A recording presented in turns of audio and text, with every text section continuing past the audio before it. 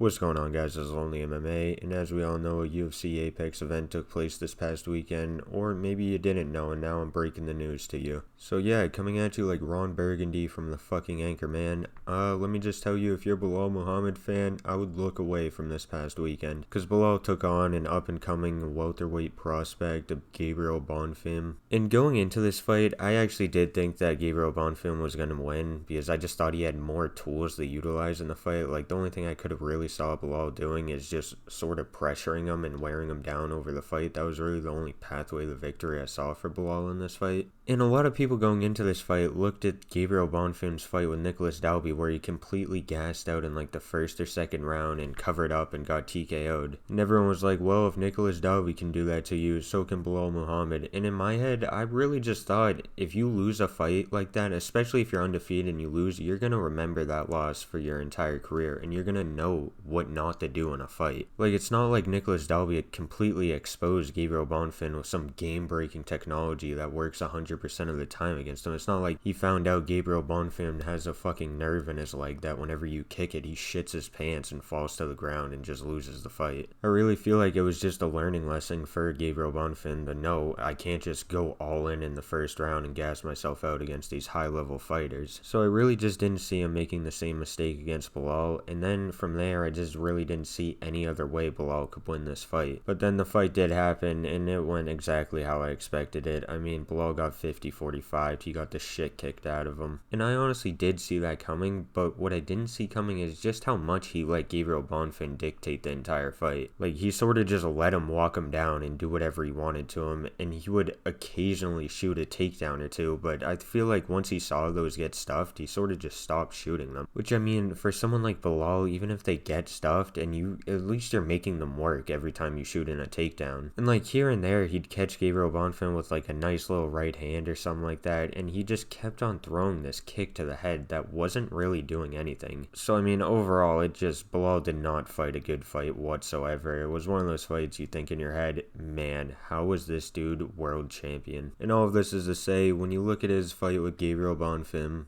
you look at his fight with Ian Gary, and you look at his fight with JDM, clear to say, it's just over for Belal. Like, I genuinely cannot see a world where he ever gets remotely close to being back in title contention. And like, looking at the top 15 at welterweight, I don't like his chances against anyone. Maybe I could see him beating like D-Rod, but D-Rod fucking blows. Even if somehow we got into the timeline where we got a Leon Edwards rematch, I just feel like he doesn't win that again, because I feel he's just so far gone from the style that made him champion. And to be fair, in his last 3 fights against Bonfim, Ian Gary, and JDM, he's sort of got the shit kicked out of him in all 3 of those fights. So he has been taking a lot of damage recently, and he is about to turn 38, so realistically, I don't know how much longer he's going to be around. I cannot see him fighting still in the UFC in like a year or 2. And I really do just want to end this off though with saying, when Belal was champion, I wouldn't say I was a fan of him, but I did actually support and fuck with him, because he took the long and hard way to get that title shot. And then he goes out there when he finally gets his title shot and fights the fight of his life in Manchester. But yeah, that's really going to do it for today. Sadly, I do really think it is over for Belal Muhammad. He might have a fight or 2 in him, and I really do not have high hopes that he'll actually perform well in those fights, especially considering the UFC isn't going to try and build him up heavy back to becoming champion. They're probably going to feed him to the wolves knowing the UFC. But that's really going to do it. As always, let me know your guys' thoughts in the comments down below, and I will see you guys in the next one.